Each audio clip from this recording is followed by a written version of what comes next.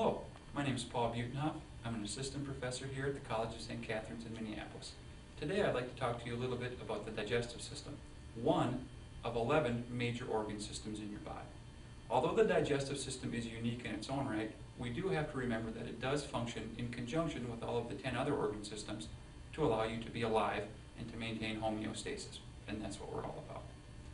From an anatomical standpoint, the digestive system is divided into two regions or two portions. There's a digestive tract, or sometimes alimentary canal or gastrointestinal tract, that's primarily a 30-foot tube that starts at the mouth and ends at the anus. Different regions of the alimentary canal are going to be specialized and will be given different names. For example, the mouth, the esophagus, the stomach, the small intestine, or the large intestine. In any of these regions, we're going to see there are unique specialized functions. The accessory organs of the digestive system will contribute to the process. Usually they're not found exactly in the digestive system, but they exist outside in the periphery. Accessory organs include things like teeth, salivary glands, the liver, the gallbladder, and the pancreas, and we'll get to their functions in a moment. If we talk about the digestive system as a whole, we can see that it really carries out three primary functions for us. First of all, at the top end, the digestive system is designed to allow us to take food and beverages into our body. This process is known as ingestion. The second step, or the second function, will be known as true digestion. Once food and beverages enter our body, we need to be able to break them down into their smaller, usable components. Digestion will occur in several key areas, and we'll talk about those in a moment. After material enters your body and is broken down, the third very important step will be known as absorption. Without absorption, materials will simply pass right through your body and will be unusable to you. Absorption will involve the movement of nutrients, sugars, proteins and fats, vitamins and minerals from the alimentary canal or gastrointestinal tract actually into your bloodstream across several layers, and then they will be available for transport to every other organ system in your body. The fourth function is kind of the waste removal function. Not everything that you eat is digestible and or absorbable. Your large intestine, which we'll get to shortly, will handle the removal of feces from the body. What we're going to do today is pretend we're a chicken sandwich or a cheeseburger or curried lentils, and we're going to start a journey through the digestive system, and we're going to see what happens along the way. We're going to primarily keep track of three macromolecules. We're going to keep track of sugars or carbohydrates, we're going to keep track of proteins, and we're going to keep track of fat or lipids along the way. When food enters your mouth, digestion starts. You use your teeth to physically or mechanically break large pieces of food down into smaller pieces of food. And this is going to be important because along the way, we're going to mix food particles with chemicals. By having smaller particles, the surface area for chemical digestion will be increased. Additionally, in your mouth, saliva will be used to break carbohydrates or sugars down into smaller structures known as disaccharides. A disaccharide is not the smallest form of a sugar, but it's a good start. After you chew food and mix it with saliva, you form a small round ball known as a bolus. Swallowing will be the process in which you move this bolus from your mouth down into your stomach through a long muscular pipe known as the esophagus. Your stomach receives balls of food or boli, and the primary function of the stomach will be to break down or to initiate the digestion of proteins that were found in those food particles. From an anatomical standpoint, your stomach is a three-dimensional mixing bowl. It's got several layers of muscle that are designed to allow your stomach to contract or shrink in a three-dimensional fashion. Additionally, the walls of the stomach produce a fluid known as gastric juice. Gastric juice primarily will be designed to help you break down proteins. In gastric juice, we're going to find general water, we're going to find hydrochloric acid or stomach acid, and we're going to find a very important enzyme that will act as a chemical scissors to start breaking proteins down into their smaller pieces. In the stomach, pepsin will break proteins into smaller chains known as peptides. That's the primary function of your stomach.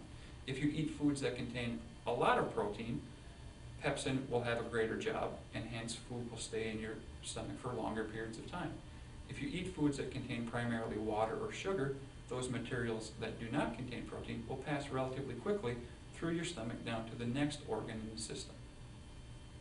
After protein digestion has started and has proceeded to a sufficient degree, material at this point, chyme, will enter your small intestine through a ring of smooth muscle known as the pyloric sphincter. The digestive system along the way will contain several little key regions, but if we had to talk about a region that was of primary importance, we would have to focus on the small intestine. Anatomically, the small intestine consists of a duodenum, which is attached to the stomach, and two other lengths of tube, essentially, known as the jejunum and the ileum, respectively. The small intestine will receive bile from the liver and the gallbladder, and it will also receive a chemical called pancreatic juice through special ducts from the pancreas. The functions of the small intestine will be twofold. First of all, the small intestines will continue the digestion process. The process was started in your mouth and continued nicely in your stomach, but now we need to finish the deal. In your small intestines, fats will be broken down into smaller structures known as triglycerides. Peptides from the stomach will be broken down into smaller structures known as amino acids, and the remaining sugars that have not yet been broken down in your mouth will be turned into disaccharides or monosaccharides. Those are the particles that we're really after. In the small intestine, final digestion will occur. What started out as a cheeseburger will now be entirely different. You've spent a lot of time and energy producing useful particles. It's an energetically costly process, and it's very carefully maintained. Now we must move these particles from the small intestine into the bloodstream so we can transport the products of sugars and fats and proteins to every other tissue in your body. The small intestine, primarily the duodenum and the jejunum, the first two regions, contain many small little finger-like projections known as villi. These villi are going to serve as avenues for the movement of material from your digestive system into the bloodstream. Technically, that's absorption. Most of the nutrients, most of the components of fats, sugars, and proteins are absorbed in the duodenum and the jejunum. The ileum is going to be connected to the final portion of your digestive system, known as, sometimes referred to as the colon. In the ileum, we're not going to find a lot of villi, but we will see that water absorption occurs to a great degree. After you've taken food into your body, chewed it up, sent it to your stomach for mixing, and sent it to your small intestine for final digestion and absorption, what we'll end up with at this point in the ileum and in the first portion of the large intestine will be a material known as feces. This will be undigested matter, this will be unabsorbable matter, and from your body's standpoint, this is waste material, and you must get this out of your body in order to remain healthy, in order to remain at homeostasis. The ileum of the small intestine is connected to the first portion of the large intestine, known as the cecum, which is a small, round, ball-shaped receiving chamber. Additionally, attached to the cecum, there's a small piece of lymphatic tissue known as the vermiform appendix, or sometimes simply the appendix. In humans, the function of the appendix really is not known, and there are many people that have their appendixes removed and suffer no ill effects. The large intestine consists of the cecum, the colon, and the rectum and the anus down at the distal end. What we're going to do now is start in the cecum and trace feces, or trace the path of feces as it finishes up the process. Keep in mind we're talking about undigested, unabsorbable material at this point. From the cecum, feces will move up the right side of the body through the ascending colon. The ascending colon will turn to the left and run across your body, and then turn down on the left side to become the descending colon. As soon as the descending colon travels down into an imaginary ring formed by the bones in your pelvis, the descending colon will form an S-shaped curve, sometimes known as the sigmoid colon. And last but not least, the sigmoid colon will deliver feces to the rectum, and then the rectum will deliver feces ultimately out of your body through the anus. If we take a look at the walls of the ascending, transverse, descending, or sigmoid colon, we'll see that they're constructed a little bit differently than the walls of any other tissue in your digestive system. They do consist of large, hollow, cup-shaped pouches that will be crucial for allowing you to absorb water from undigested, unabsorbed material. Your large intestine does function very heavily in allowing you to get water from the foods and beverages that you eat. Additionally, In your large intestines, we're going to find large collections of bacteria, helpful bacteria by the way, and these bacteria will handle several functions. For example, your intestinal bacteria will produce vitamin K, a very important component in blood clotting. Your intestinal bacteria will also help you further metabolize proteins and sugars, functions that could not take place in your small intestine. As material travels through the ascending, transverse, descending, and sigmoid colon, it collects at the rectum.